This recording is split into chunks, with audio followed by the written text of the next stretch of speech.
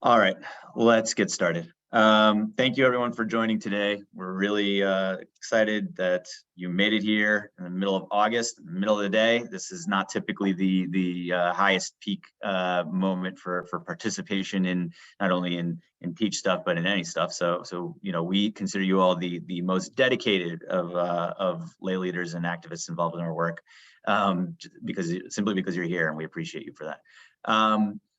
We are in the midst of adding many components to Teach Coalition, and many pieces that we think are going to take our work to the next level. And amongst those is the Office of Jewish Education Policy and Research. For a long time, we've wanted to be able to commission regular studies and research projects that will aid us in our advocacy work to secure more funding and resources for Jewish education in the various states that we operate in.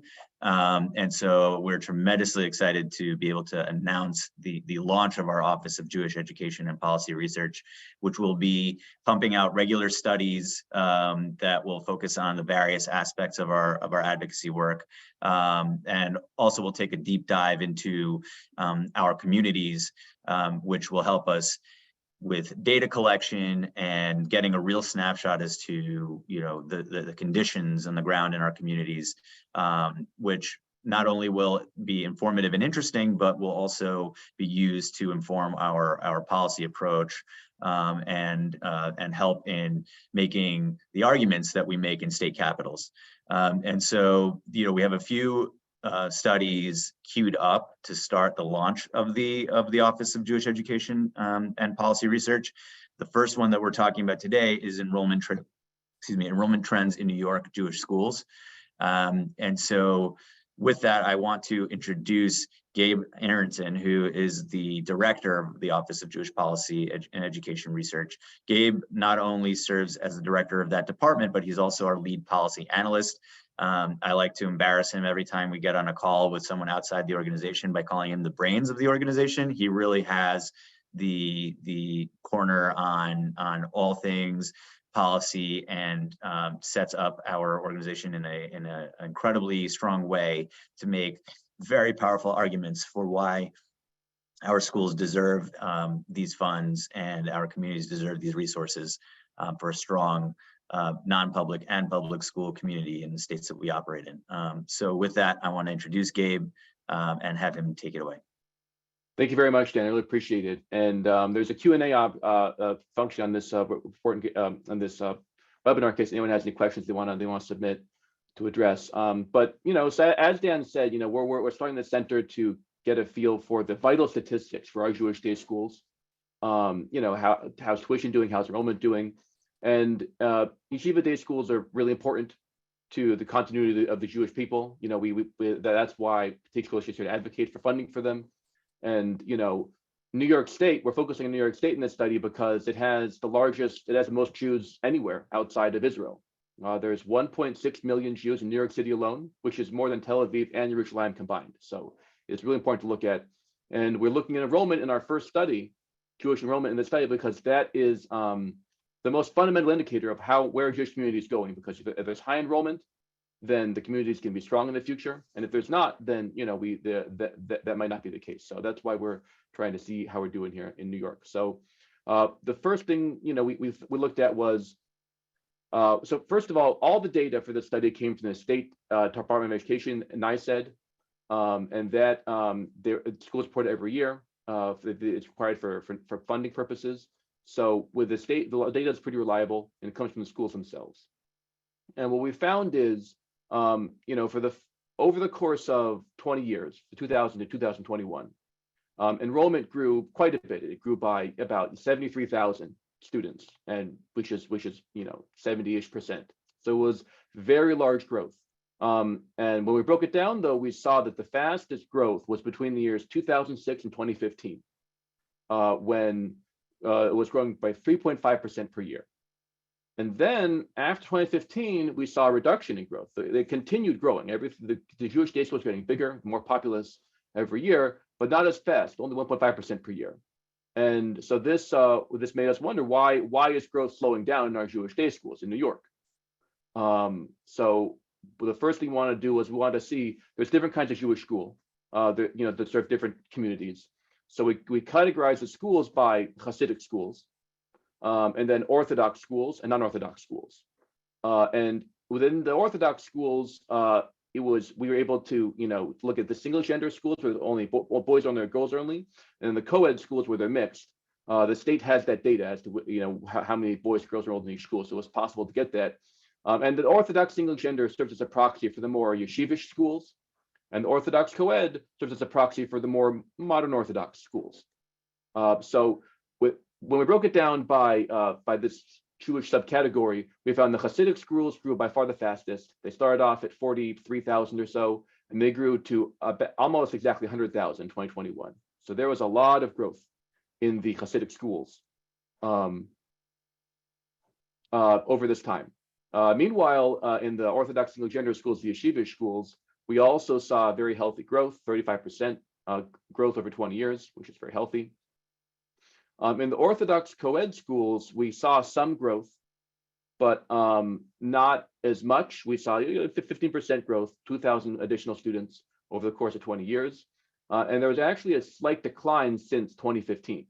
You'll see that it went down a little bit. So that's a trend we noticed.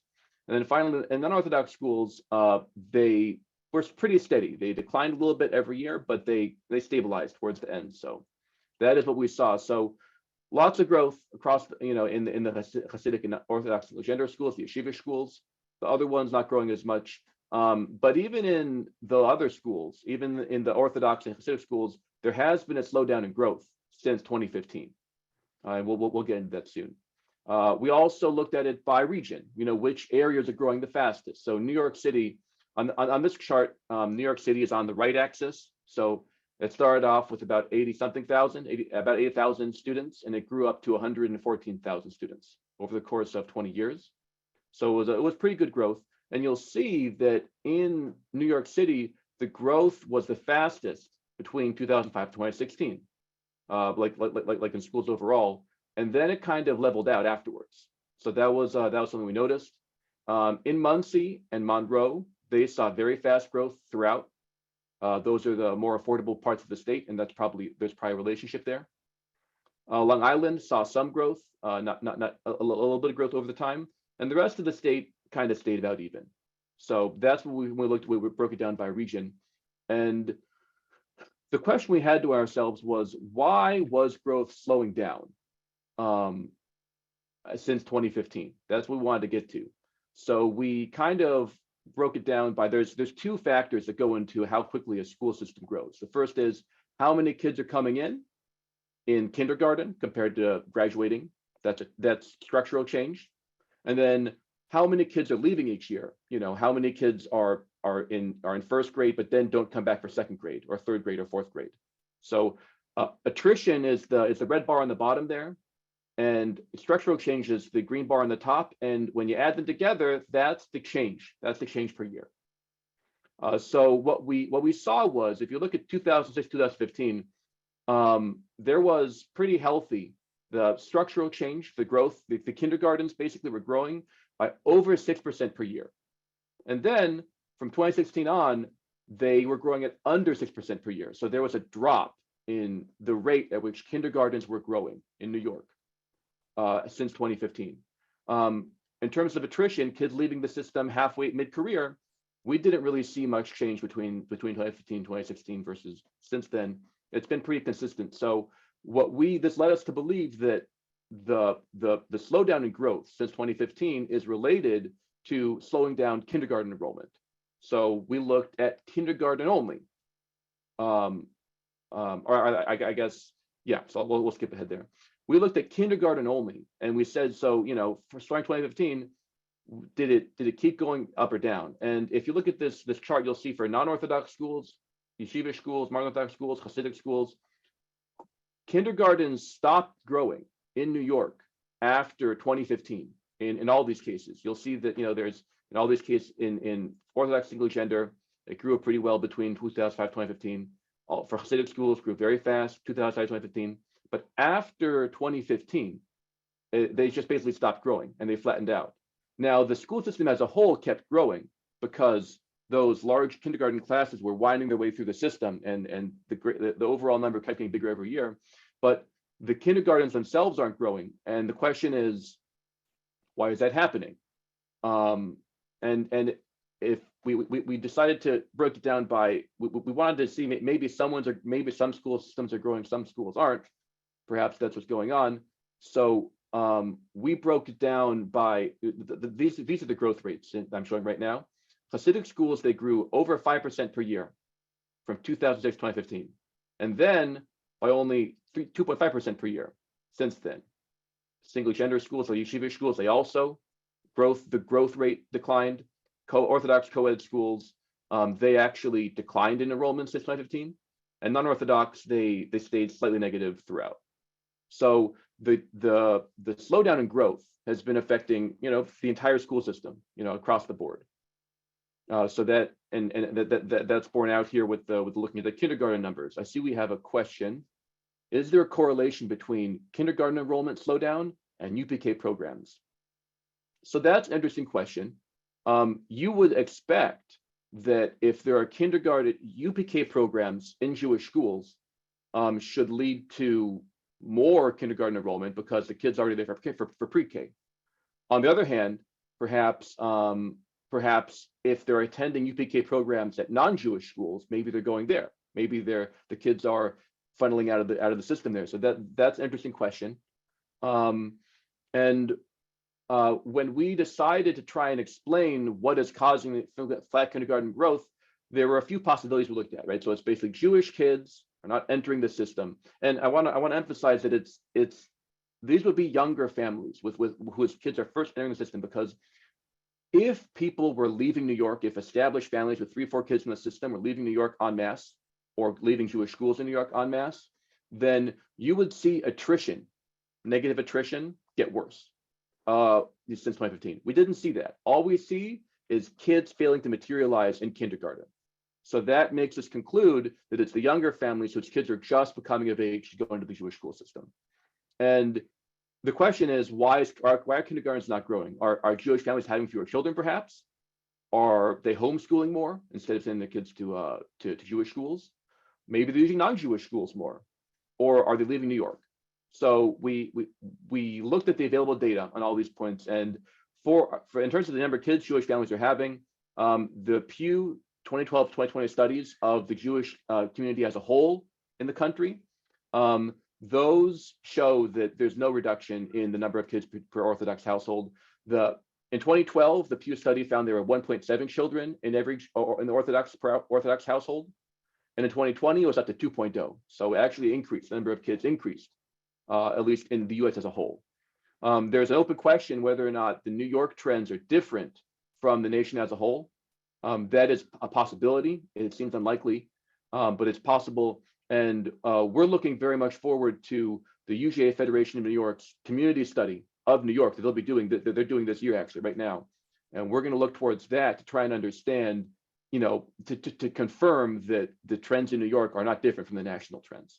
So in summation, it does not seem like Jewish families are having fewer kids. Are they homeschooling more? We did see New York's based on New York State data, New York State homeschooling data. We did see that more kids started going to homeschool during COVID. There was a big bump in 2019 and 2020, and it increased from like 15,000 to like 50,000 over the course of those 2 years. The number of kids and going homeschooling in New York, but 2 things. First of all, it stayed at 50,000 in 2021. It didn't keep increasing. And the slowing enrollment in Jewish kindergartens started long before COVID. It started in 2015 already, or I should say 2016. So it does not seem that homeschooling explains it, because it doesn't correlate properly. So maybe the kids are going to non-Jewish schools, right? Public schools, or perhaps, non-Jewish private schools. That doesn't seem likely, given that in New York State, 95% of the Jewish day school students are in Orthodox schools, and then a large percentage, over half of them, are in Hasidic schools. It doesn't seem likely Hasidic families or Orthodox families are sending the kids to public school. And when we look at the population studies done in Baltimore and Miami over the course of a couple decades. There also, in both those places, the rate of Orthodox families sending their kids to Jewish day school, it stayed 90% over the course of 15, 20 years. So we're waiting on the New York study to confirm that New York's following that trend as well. But it seems likely that it's the same in New York. The Jewish families aren't going to Jewish school, aren't going to not public schools or non-Jewish schools more often. So in that case, that leaves the fact that people are leaving the state. Young families are going to other states to send their kids to Jewish day school. That seems to be the most likely explanation, pending, of course, the results of the UGA community study. So if that's the case, then the question is why? Or rather, if that were the case, you would expect that the Jewish kindergarten enrollment in other states to go up after 2015, right? Because if they're not appearing in New York, they must be appearing somewhere else. And that is exactly what we found when we looked at the data. So here in this chart here, we looked at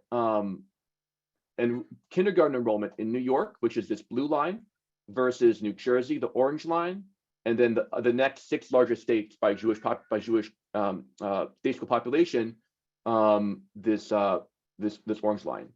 And basically, what we saw is from 2010 to 2015, there was a big jump. There was a lot of growth in kindergarten in New York, and then there was a decline. It went down by 300 kids or so. So that alone, the fact that the trajectory reversed, that's worrisome.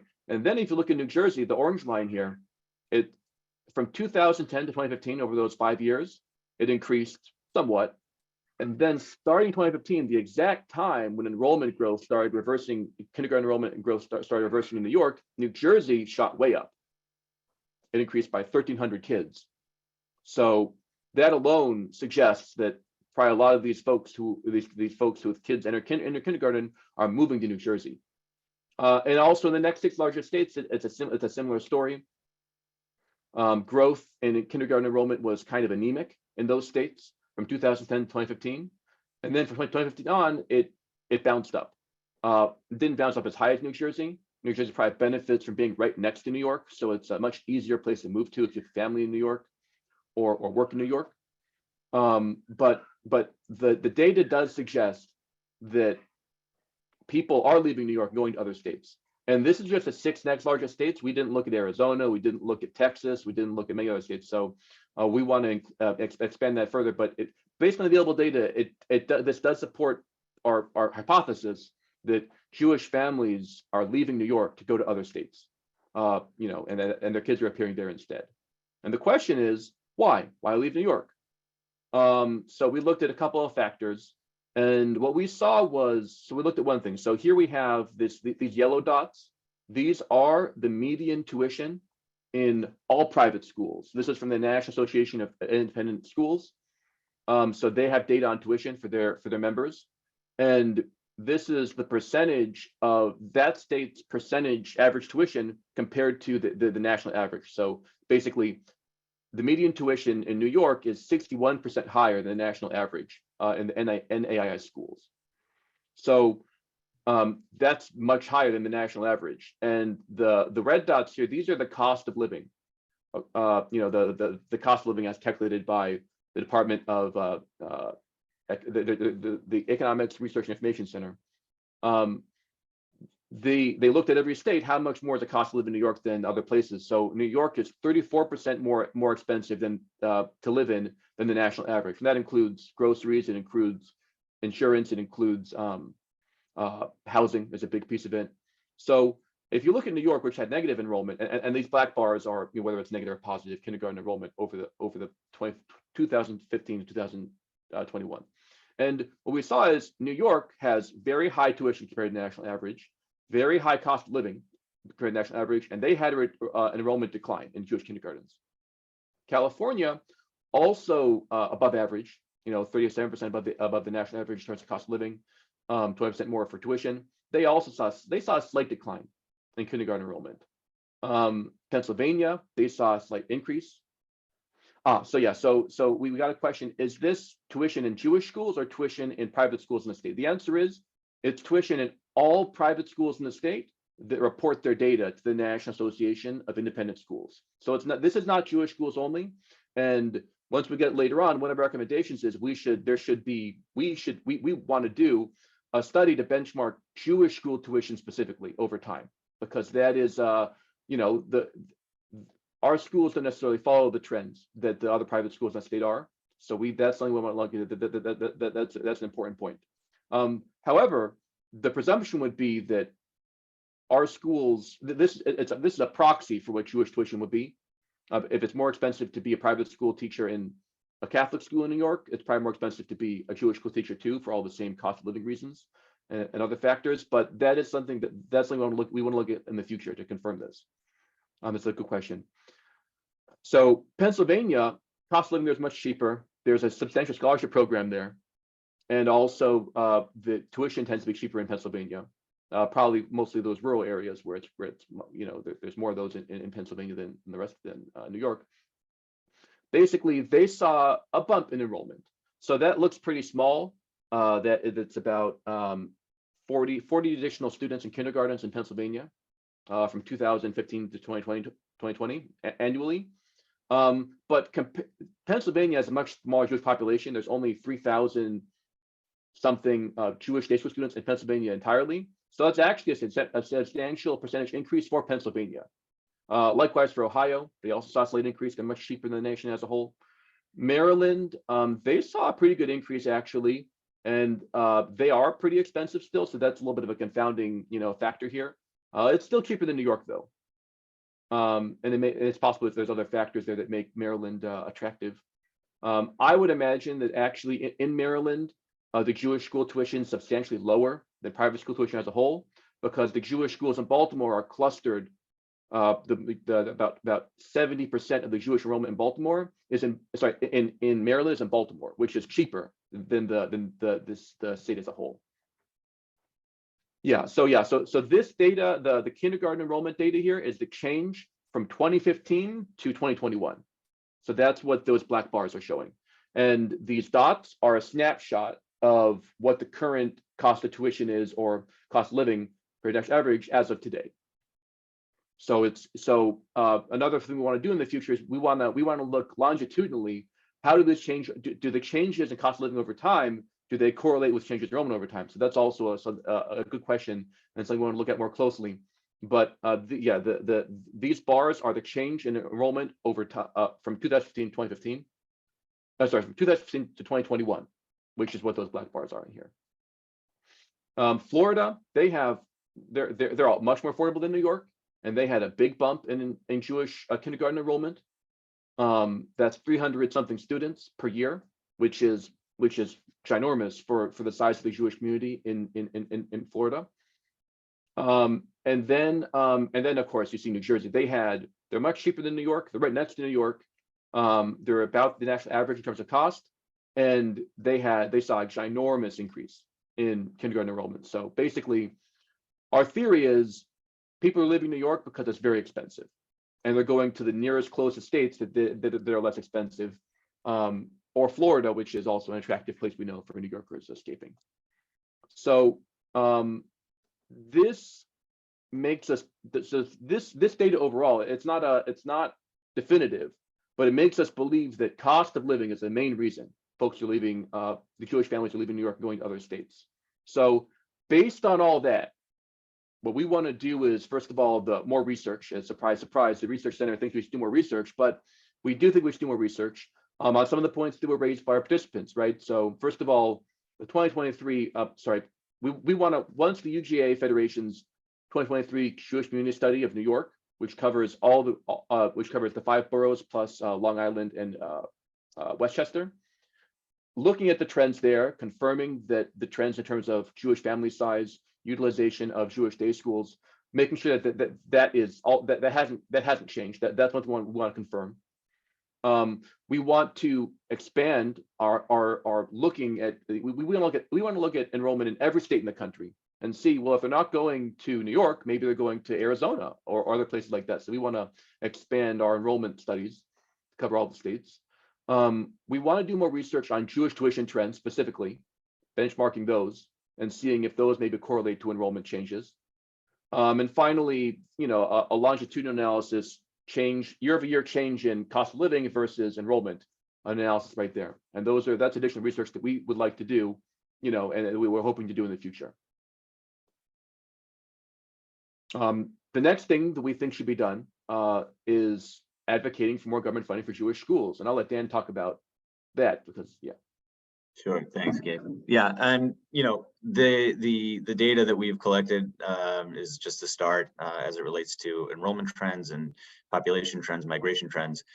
There are also, by the way, going to be other studies, as I alluded to up front, that are not going to be focused so much on population trends, but on other aspects of data that we need to have a better understanding of to help with our advocacy, such as the economic impact of non-public schools and specifically Jewish day schools and yeshivas on the state, how much money that does save the state and things of that nature, and how it doesn't burden the public school system. But back to Gabe's point, our job here at Teach NYS is to ensure that New York remains competitive and attractive for Jewish families to live in. And so what the best way that we can do that, and that ties directly into our work, is to advocate for more funding. And as we've been talking about now for several months, we want to take some of the best things that have happened in other states and bring them here. And so we are going to be launching a robust campaign to pass tax credit scholarships in New York. And so stay tuned on more as that comes down the pike. But it's incredibly important for us to do everything that we can to make the Jewish education system in New York sustainable and affordable, so that it remains competitive with other states. We have to learn from our brothers and sisters in other states and what worked. We are learning from what they've done, and we think that we're in a unique moment in time where we are bullish about our prospects of passing similar tax credit scholarship programs in New York. So you'll be hearing much more about that in the weeks and months ahead. But that's our core area that we're focusing our lobbying efforts going forward. Thank you, Dan. And the final thing is the Jewish community can't do much to address the cost of housing. That's kind of beyond the scope of our community.